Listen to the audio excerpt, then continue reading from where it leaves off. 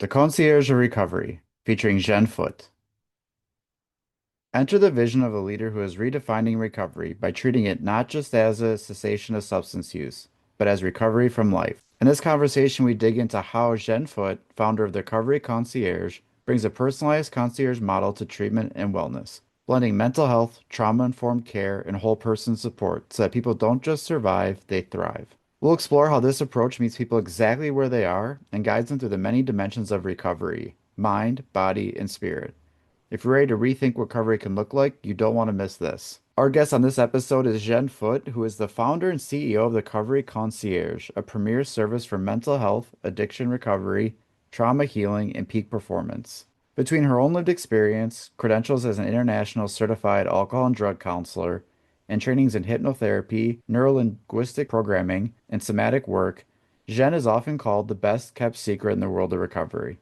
She brings a unique, holistic 360-degree approach to treatment, guiding individuals and their families through their complex journey of addiction and healing.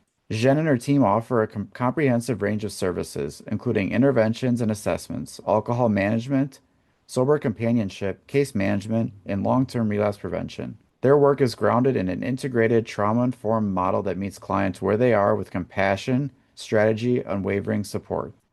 To learn more about Jen and the Recovery Concierge, you can look at the podcast notes where you can find her website, social media links, and her podcast, Naturally High Podcast.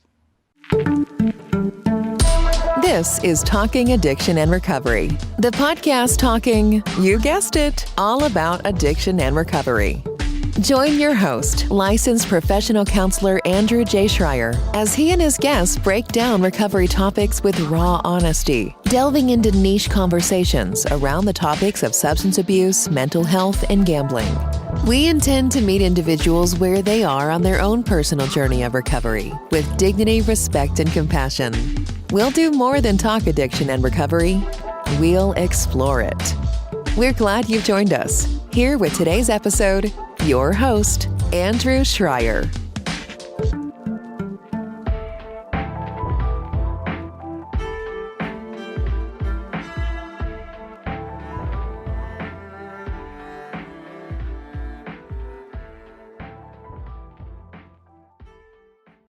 I want to welcome Jeanne Foot to Talking Addiction and Recovery podcast. Thanks for joining.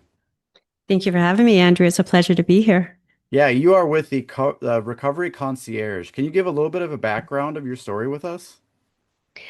Absolutely. So the Recovery Concierge was really innovated out of what wasn't there for me and my children at subsequent transitions in our journey to healing through mental health, addiction, and trauma. We suffer from 3 generations of it.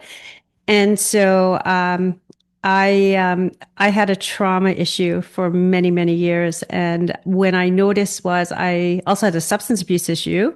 And in my early 30s, which was in the early 90s, I went into treatment and I disclosed fully my history of sexual abuse. And all they focused on was the trauma, was the substance abuse. You know, that was before trauma was trendy. It's very trendy right now.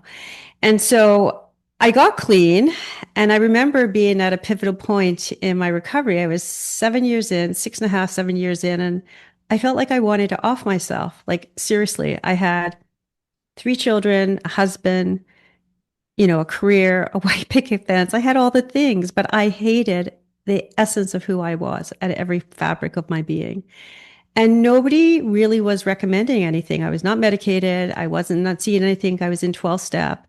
And it kept me clean, but I wasn't well. And I recognized at that moment, there has to be a better way. There has to be a better way. And that's what sent me on a quest into anything and everything. And I've been in that same quest for the last 30 plus years. So here we are. I like how you put I was clean but not well, because I think some people associate being clean or sober as then that's what helps you to be well. But I like how you phrase that's not necessarily an equal thing. Well, what I learned is, first of all, traumatized people or people who suffer with addiction are definitely, they have tremendous shame. We all do as humans, but I think the spectrum on that, and we even more so as, people who suffer. And so I was clean and not well meant with my clients, I look for a higher level of functioning because if the metric is always abstinence, and there's not, and not other things are working in their life, is that really recovery? It's a start, good, better, best. I'm always about good, better, best, but really, if we can't really engage with somewhere someone's not really living fully, then really, what is recovery? So to me, recovery is about emotional sobriety. It's about thriving in all sorts of ways. It's about redesigning your life that you'd never want to go back to where you came from. You have to have something better. Otherwise, your old life will always be an allure trying to pull you back. So I look for the metrics we look for in our clients. And so sometimes abstinence is actually necessary. So it's not a debate whether abstinence is a thing or not. It's just that sometimes a level of function is just as important as well. Which is always important because when we talk about how something becomes disruptive or unmanageable, we look at how someone's not able to function or struggling to function. So it Mhm. is even how we begin some of the talk about how it's impacting your life. And then we look at like it causes impairment. And then when we look at, recovering from it, part of it is bringing that back to the very same thing that we were discussing as to how it was impacting someone. So it's amazing how we sometimes don't go back to that when it was the very first thing that we often brought up as to why this is a problem or concern or is an issue because the impact it is having on functioning. Well, I agree with you. And I think age has afforded me some wisdom. So what happens is I believe you can dial anything down. So you can stop someone from maybe using in the right circumstances or under the right urgency or whatever it may be, fear of consequences. And not for everybody, but for most people. But and this has been my problem in the sense that over the years, could be clean for 6 years, 7 years, 2.5 years, 17 months, you name it. And I would end up yet using, not having a life debilitating use. But what would happen for me is the shame was horrendous. And I think you can dial things down, but unless you get to the emotional root drivers of something, it's at best it's gonna go up and down and up and down. You're not gonna have sustainable recovery. And that was a challenge for me because of my history. And really, they saw that as separate rather than integrated. I think, Dr. Gabor Mate was the one who put, trauma on the map in terms of recovery healing. Until then, which I came 30 years too early, nobody really knew what it was about, right? So it was a challenge for me. Absolutely. And one of the things that I was looking up on your website was part of your motto is we are all in recovery from life, which I'm really interested to hear about you talk about that because we often use phrases or sayings like recovery from substance use or recovery from mental health and all these things that someone could be going through. But you look at it as like we are all in recovery from life. So can you talk about that motto, how you've Absolutely. come to look at that and where you use that in the work that you do? Absolutely. I think like we all in recovery from something, whatever that may be for us. We all have stuff. I think where the missing link is that we have not been really taught to embrace our humanity, that we're complex, messy, emotional creatures. That's what makes us different than animals, right? And so, what's universal for me, like it's normal to not feel enough. There's spectrum on all of this.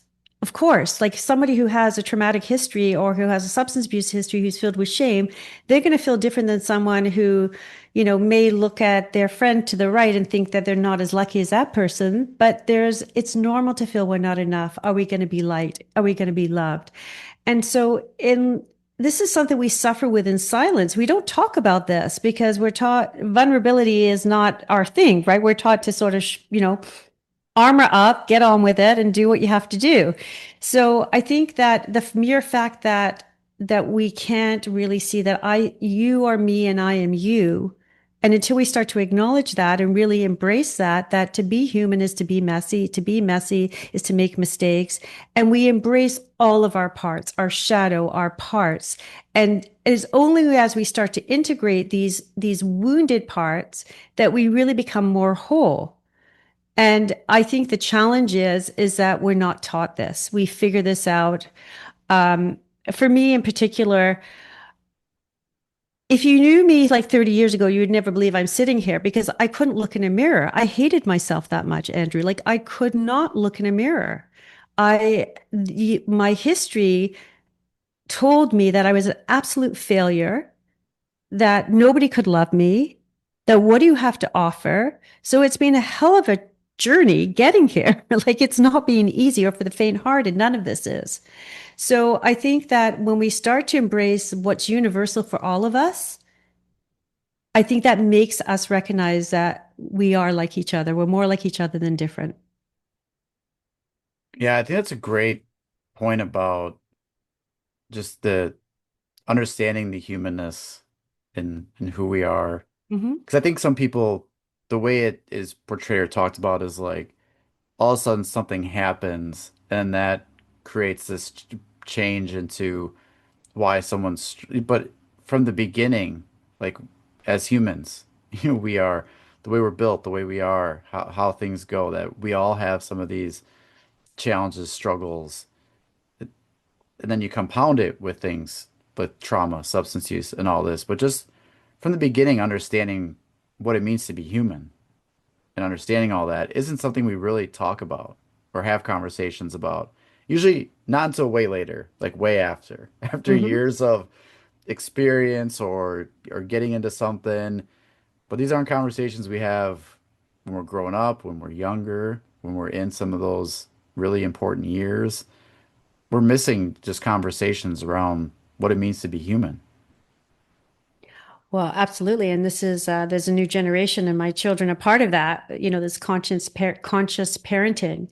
Um, I think I was the change agent in my generation, because my parents were still like, as long as it looked good, it was all good. And they were good people, but they really didn't know what they didn't know, right? And they thought they were doing their best.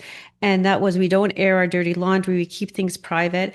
And I think when we really suffer, whether it was them experiencing something with my late brother was took the whole family emotional hostage. He literally did. And so all of that was kept underground all the time. And, there were police at our house all the time. There were ambulances all the time. There was always crisis. That's what was my normal as a child, apart from what would later happen to me. But the point I'm trying to say is we suffer in isolation.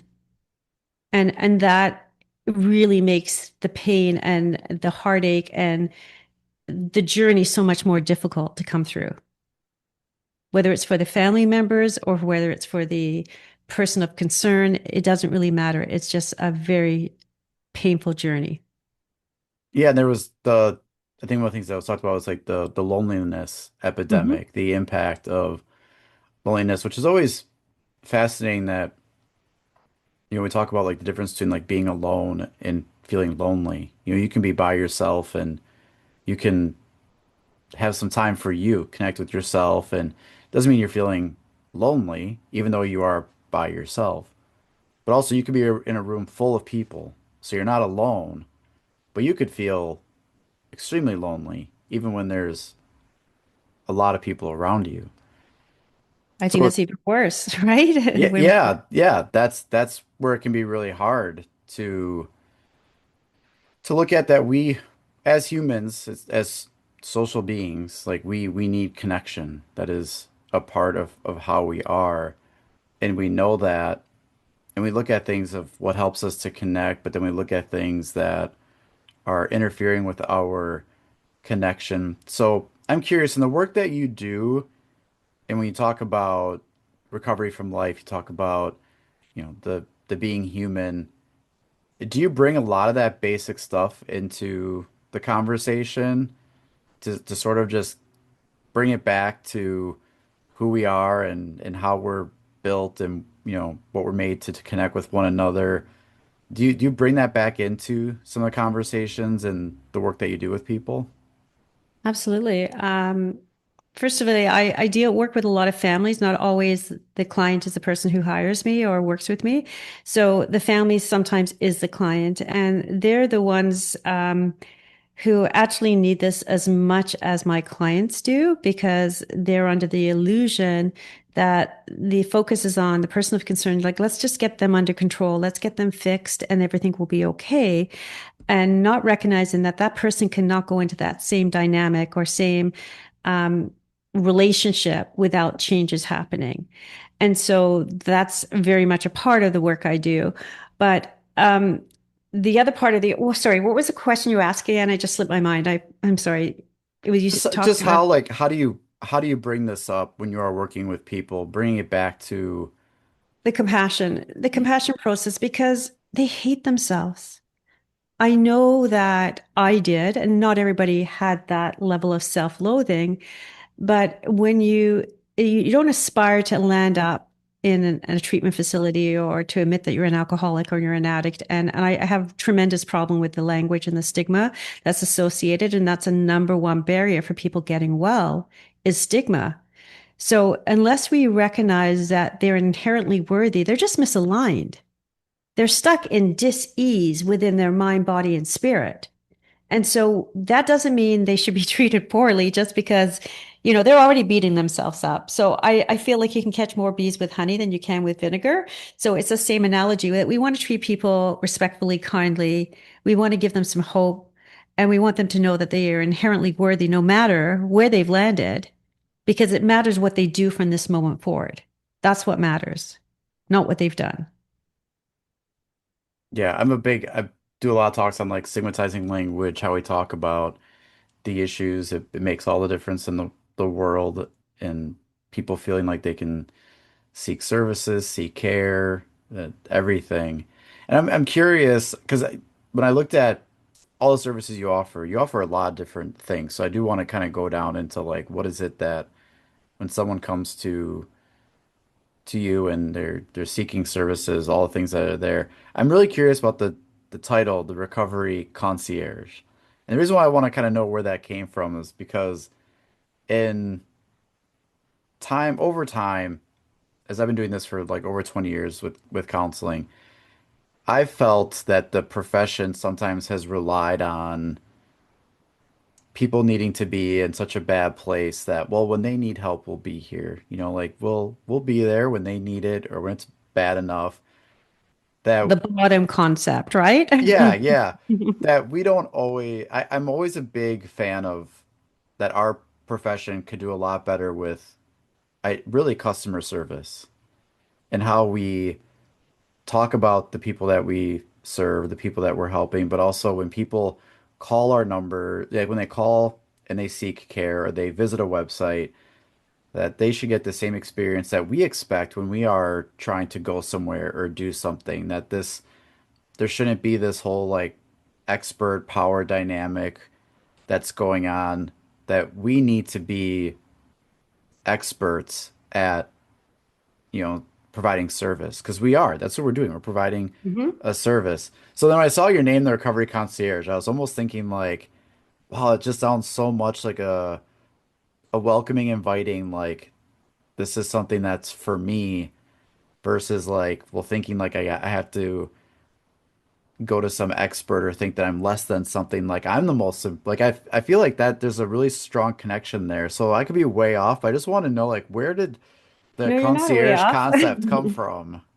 The concierge concept came from that therapeutic navigation needs to be treated with dignity and respect and kindness because people are in their most vulnerable state when they come to you. Um, they also concierge services really, to me, this is basically on my first business. I have relationships that go back 30, 40 years. Okay. So I'm a relationship based person. So that's what this business is built on, the fact that we are relationship based. And sometimes it pains me because some people get well, come through and get well, and I never hear from them again because I can be a reminder of a painful time in their life. Even though, getting well is kind of the entry price into the best life, there's more here. We don't finish here. We just go on to becoming from fragile to anti-fragile to living your best epic life ever. What does that mean, right? Because we can keep going, right into peak performance and, holistic well-being and all the things. So it comes from being really trying to appropriately match a client to the right needs and services because we can always escalate intervention. But if we start high, and we start to say, well, this person needs treatment, or this person needs 12 step, or this person needs whatever, right? And we think we're their experts. And I do believe people are experts in their own life to a degree. However, we can't, once we go too high with escalating in what we think they need, we can't dial it back. So it's easier to start lower and then go up, but it's really based, everything we do is based on relationship-based care. That's what it's important to us. It's really important to me. I want people Yeah, to feel valued, yeah, I love hearing. appreciated. I really love hearing that because I think for far too long, like I said, we've relied on someone needing us so bad, or when things have gotten to such a tough spot or a bad spot that, well, people will they'll come to us, or they'll know we're here. Versus like it's important to build like trust with places and in people. Because also I realize what's really important is people don't always have the best experiences when they've gone to some other places. And then that impacts how they even see a future provider, a future counselor, a future treatment program, that 100%. our trust isn't just, well, I'm a counselor, trust me. Like, no, it just doesn't work that way. Well, that's why, there's a lot of people Google, like because we have so much information at our fingertips today, people think, okay, I need a treatment center, boo, boo, boo. No, that they may not need a treatment center. They may need some level of coaching or accountability or understanding or compassion to see if we can hold them accountable for a small period of time if it's not life threatening. I'm not talking about life threatening cases where someone is on the brink here. I'm talking about we need, and it's not for a family member to assess either. So a lot of times when people Google, they get sales engines, as you know, for treatment centers. They don't have or they may have someone with lived experience. Not that that's a terrible thing, but they may not have someone who has the expertise to really understand what is the next best step for this individual and really assess them and be able to navigate them therapeutically to an appropriate match. Because you know as well as I do that this is a very nuanced process. We know how to fix broken hearts, broken bones, but we don't know how to fix, well, broken hearts. I meant cardio before I was thinking, but we don't really know how to do, really fix. There's not a process, a clear process for mental health because there's so many variables in it, or addiction for that sake. And I think when we start to recognize that it is more of a nuanced process, we can find the best match because we're trying to engage someone. It's not about just getting someone into treatment. We want to get a return on our investment there, that person comes out well, and that that they can restart their life in the best possible way ever. That is the second act, for that matter. How do you how do you go about doing that? Because I think that's a missed area where people look at like counseling, they look at other things, and they're sort of like, well, if you have this issue, this matches, like this works. But it can easily become like a cookie cutter thing, or it can easily become a one size fits all. How do you approach working towards matching people to what service or what best you think that they need versus thinking everything just applies to everyone? So that is something that I'm actually going to start training other professionals on how to navigate. I'd like to see a world full of certified recovery concierges where there's a very clear process for professionals to understand what to do if and when someone comes to them. And it could be whether they're in education, it could be in corrections, it could be in justice, it could be in counseling and mental health, whatever. But to answer your question, because I think there's no clear process. You can have a psychotherapist who's great at psychotherapy, but doesn't understand addiction. Or you could have a medical doctor who's in a hospital and is going to let someone who needs to be contained for another 24 hours walk out that door. So, there are nuance in how we approach this. First of all, we do a thorough history. I'm really assessing for what is already. First of all, we assess for safety, number one, without saying, is this person a risk to themselves? Is this person a risk to others? What do we need to do to contain them, if at all? What is their level of readiness?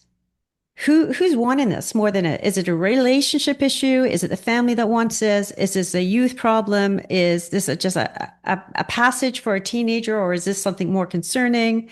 Are there consequences with the law? And then from there, for me, it's very intuitive. I'll be honest with you. It's very hard for me to abstract exactly how I do it, but there are parameters that we're looking for and metrics that we're looking for when someone first lands in my space. And I think another part of it is what has been done before and has it worked or not worked? Because we don't want to keep repeating the same thing either. So that's an important metric. And then what would be the best option? And I think good, better, best. And sometimes we're matching it to budget as well. Not everybody has insurance. Not everybody has, the funds to fund treatment, right? And there's great sacrifices. So we want to make sure. And then once we decided the type of treatment, there's a whole nother drill down within the treatment sector. You know, what's the milieu inside? Who's inside? Is this female? Is it co-ed? Is it, what ages, what demographic? Like, is this person going to resonate? Because you can't put someone who's in business with a bunch of young adults. That's not going to work, right? Or vice versa, right? They're not going to relate to each other. So there's a lot of different variables we're looking for. And that idea to that seems so unique to really have this training program or this way of certifying people to really be this concierge, because I think that would just be a real significant difference maker in people feeling like they aren't just kind of being moved through an assembly line, or they're just kind of being pushed through like what everyone else is. That like, no, when it comes to you, like there's going to be this specific, match up to what suits you best or what matches your needs. I think that would be a fascinating thing to see. Well, thank you. It's a relentless vision of mine that won't quit. It would be easier to walk away. I can tell you that at my stage of life. But I think we have to raise our standards collectively. And this is not about me. I can help families, and I have. And I feel like I could help more families if I could share what has worked well for us, right? And I've been very privileged to be part of a hospital program where we've done clinical outcomes and research where we took our own expertise, because I have, unfortunately, not only my own lived experience, I have teenagers and who are no longer, they're young adults now with their own families, but who have gone through therapeutic navigation from Canada into the US because services are non-existent in our country still, which is one of the reasons why I do what I do. And that has been part of our process too. So I've had the privilege of learning from some of the very best people and mentors in my life that didn't exist. And some of them are really aging out now. They're elders who have aged out or recently passed. And yeah, I believe that sometimes we get the life we need because we have to pay it forward to teach it and help others. And talk about such a need, because when you think about the family seeking services or help is a whole another thing versus even just one person Hmm. seeking services or seeking care. So to me, I think that would help change really some of the stigma that family members experience when it comes to seeking out services and how to do that. Because right now, I think it is very, we know there's less services for the family members, right? We know there's a lot less available. We also know it can be a little challenging because you have multiple people in a family system.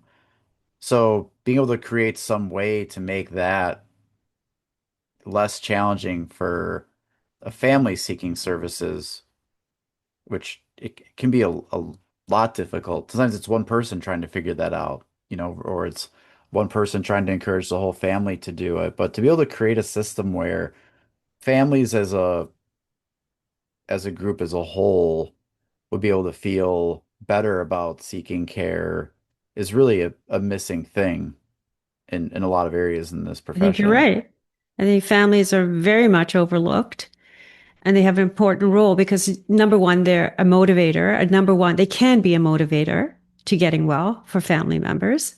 They also are guardians of really important information because if we're asking the person of concern to disclose and self-select what they want to share with treatment providers, that could be very different than what the real reality is. So, there's a lot of value in incorporating family members into this. And they're not told or recognize that they're such an important asset in this process. Because after all, when that person is well, they're going to want to re-engage with the family. And if the family's still back there and our client's now well and in the forward thinking process, it doesn't work anymore. We need to renegotiate the terms of the relationship into healthier ways and boundaries. How do you work with individuals about the importance of having a family involved? When I worked with kids, it was automatic because when there's a kid involved, there's some family member involved because they're a kid, right? And then sometimes when I'm working with, a married couple or a relationship and there's two people involved, like they're there. What I've found is sometimes talking with adults about having other family involved is sometimes a challenge Mm-hmm. that sometimes they don't. And I think part of it, a lot of reasons why, but sometimes it's like I caused enough damage, or I already put enough burden on them, or maybe the we've done this before and this they told me this was their last time. So I think some of it there's just some completely understanding reluctance to wanting it. But I think it's a tough age because like now the person's an adult, they can make that choice whether or not to have someone involved. Difference like when you're with kids or teenagers and then the family member is almost automatically involved. So how do we have conversations with adults who have the right to choose who they want involved in their treatment, who they don't want, why it's important that they have family member involved in their care, their treatment, versus sometimes we say like, oh, they're my support network or they I can rely on them if I need them. That doesn't mean they're involved in the services or the care. They can do that Mm-hmm. outside of that. So how do we bridge that gap to having more family members be a part of the actual services and treatment and care that someone is receiving? So I think that's an area we're still missing, especially when you work with like just adults and try and get I them to agree have with other you. families involved. Well, first of all, we're relational beings, so it makes sense to include the people closest to us. So usually there's a lot of emotional damage and toxic shame associated with everything around it.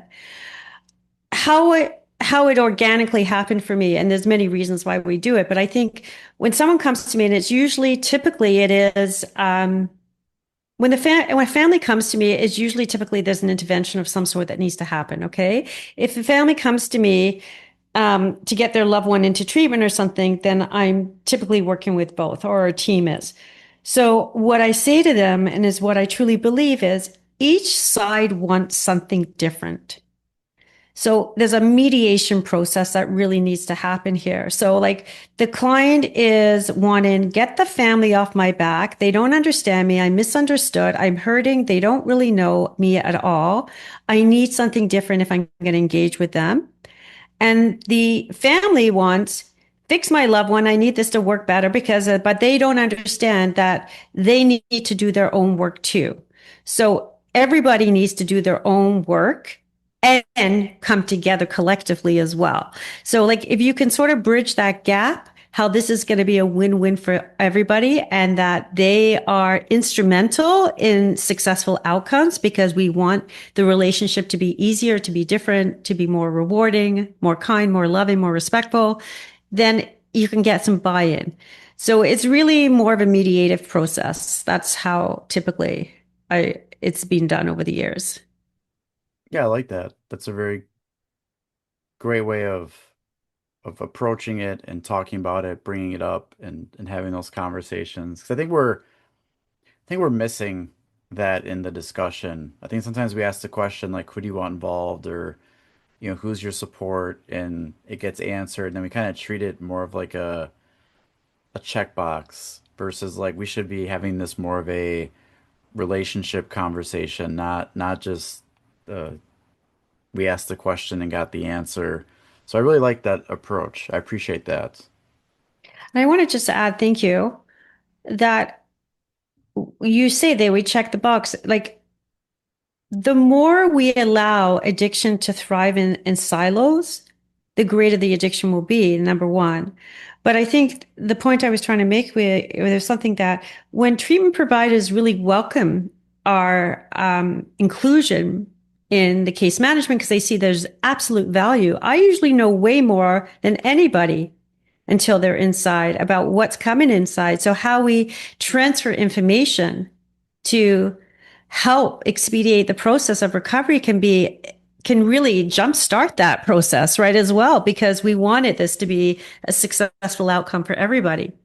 So I think we need to start recognizing that there's an asset process in doing it the way that we do it when we're working collectively as a health team, as opposed to someone just doing this on their own. And it's their problem. And there's a lot of finger pointing that goes with that as well. Yeah, absolutely. Yeah, I really appreciate that. When it comes to the the wide range of services that you have, how do you break down for people, even just to begin having that conversation of everything? Because when you look at, the services you provide, what you offer, and there's so many things from specific types of therapies, techniques, to also courses, workshops, like how do you even begin to like let people know about like the full menu, I guess? Because in my mind, I'm seeing all this and it's like a menu of options for all this stuff that's there. How do you begin to talk to people about what it is that when they come to seek your care, knowing there's all this services involved, like where that begins and how that gets to match with them and stuff like that? Because you do have a lot of great stuff that you offer. Thank you. Um, I think first of all, I don't think we're conventional in anything that we do. And part of that has been because that hasn't been worked for me, it hasn't been successful for me. So it could be timing, it could be many different things. Things have more evolved and we know more. When we know better, we do better, right? And I also believe that evidence-based practices do take time to catch up. So the newer emerging practices like somatic, holistic health, all of that, and they can mean different things for different people. So the question is how?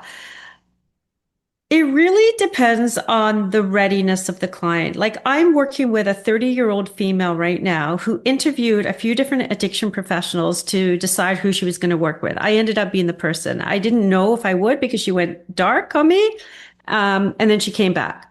Anyway, bottom line is she has thrived in only 2, 3 months of working weekly with me. Why? Because first of all, she knows who she is. She's not even denying that she has a problem with substance abuse. She has already acknowledged that I am that person who I can't trust when I'm under the influence of drugs. It's really that simple. So, for her, she's gobbling everything up that I'm talking about, right? Where I could have a same client who has the same history as her and is still in somewhat denial about how bad this really is. And maybe the husband or the boyfriend or whoever is trying to put some pressure on them to come and see someone and is just sort of dialing things down, which comes back with a vengeance. So they're kind of hydroplaning through the process as opposed to really jumping in and recognizing that they're the beneficiary of this outcome. Right? If you do well in this, you're going to do great in your life. It's really that simple, right? I'm not forcing you to do anything, or you can just kind of hydroplane through your life and you can superficial through it all, and that will be it too. So it's up to you, right? So I think, I always look at the approach as good, better, best. I don't believe that there's any one way. And this is a person who when I talk about this young woman, she was someone who had been in therapy since she was a young kid. She's 30 now for eating disorders and substance abuse. She's been in one of the Toronto's best kind of counseling firms, and she's coming to me, and now she's doing amazing. So why? I think know thyself to be true is one of them, right? We have to really know thyself. they're the beneficiary of their efforts. And I think that when we treat people with love and compassion and kindness, I think we can get further with them than stigmatizing them and Completely put it agree. into a box, right? Yeah, absolutely. Very well put. Okay, Thank you. before we get to a last takeaway from you, you are also working on your podcast, Hmm. right? Um, so can you tell us a little bit more about your podcast for the listeners? Absolutely. Thank you. So, Naturally High is really innovated out of wanting to feel good, but in healthier ways, right? Obviously, I've always liked to get high. It's just what is the better way? And we do have access within our own endocrine system, hormonal system, our own pharmacy within to really feel good. And in that is a lot of different variables on how we manage to do that from our relationships, from our purpose, our understanding, our emotional regulation, right to diet, to sleep, some foundational things that sound like really like that's going to make a difference. But it's like a cocktail of many different things and different healing processes that really allow us. And I think when we're in our truest authenticity, sovereignty, our truest integration or integrity with ourself, I think we just naturally thrive. And so that's really what Naturally High is about. It's about guests, a lot of professionals. It's also about me musing about the things that I just obsessively think about all the time, trying to figure it out, and just some life experience as well. That's great. I think that's people that's a big part of a lot of what we talk about. And I think that that podcast to be really dedicated, because I think that comes up in different things, different areas, but to have a podcast that really primarily focuses on talking about that and having people share it, information and knowledge on it and ways to do it is something that's really going to be what listeners want to hear. Because part of it, I just did a presentation with a good friend of mine at a conference on humor and laughter Hmm. in treatment and recovery, and that, you know, people want to feel good. They want Of to course. laugh and I think someone even said during our talk was like, well, what is recovery without fun and excitement and enjoyment? And I think sometimes people realize that, but then there's also just a struggle that it just doesn't come naturally after some things. Like some people are wondering why isn't it there? How come I'm not feeling this way? And I think through your podcast, learning and hearing all those things are going to help people to believe that that can be achieved, that can be done. So I think there's a lot of times where people feel like they don't feel that way and they're stuck wondering why or how come I don't get enjoyment out of this or how come this doesn't feel good or the only way I can do that is through other means, which I'm trying not to do anymore. So very, very much looking forward to hearing about those future episodes. Thank you. Yeah, I think there's still a stigma around recovery still being somewhat punitive, something wrong, rather than a pro-life choice, really. You know, it's the best vitality when you're in your true zone of genius in your health, in your life, in your relationships, in your career. You're thriving, like you're beyond thriving, like you're resilient, you're anti-fragile, like you know that life is going to throw you your share of whatever because that's life, it's inevitable, but you're ready for it. And for me right now, as I feel like I call myself an elder, but I'm a hipster elder. I'm still very vital and young for my age, even though I am aging. And there's no way I want to be here if I was doing a two-step shuffle. Like, not a chance that I'd want to be on this earth. So, it's like I'm on the floor playing with my grandsons, like I'm doing it all. And I think we have that opportunity, each and every one of us, to do it all. And not to have it all, but to do whatever it is that we really, truly want and that lights us up. And I believe that there's a life beyond what we can really imagine if we give ourselves a chance to get through the discomfort of feeling temporarily bad to have sustainable good. And so that's why I do it. Amazing. Thank you so much. So, final takeaways. What is it that you would want listeners to know or to think about as we wrap this up? And we're going to give them all the links to your website where they can listen to the podcast and everything. So, what would be, final takeaways that you'd want to have for the audience members? I want people to recognize that no matter where they are in their life, that there's something amazing waiting for them. And I also want to recognize that we don't care how someone gets well as long as they do. So we should be more open-minded to all pathways to recovery. And I think that there's also levels of recovery in a sense that, we don't know what we don't know until we know that we're ready for more as well. And so recovery to me is really about living your best kick-ass life that you could ever, ever, ever imagine, including repairing relationships. I'm in a 44-year-old marriage and we are thriving and we haven't always been. So I'll leave that with you to say that anything is really possible. So why wouldn't you go for it? That's great. I love that takeaway. That is so valuable and important for people to hear. And Thank you. I think we should just keep saying stuff like that and never get tired of letting people know that. So I really appreciate the time you spent in talking to us. The Recovery Concierge seems quite incredible. Looking forward to hearing more episodes of the podcast and everything. But I just want to thank you for joining us and taking the time to tell us about all the work that you do. It's greatly appreciated. Thank you, Andrew. And the same to you. Thank you again.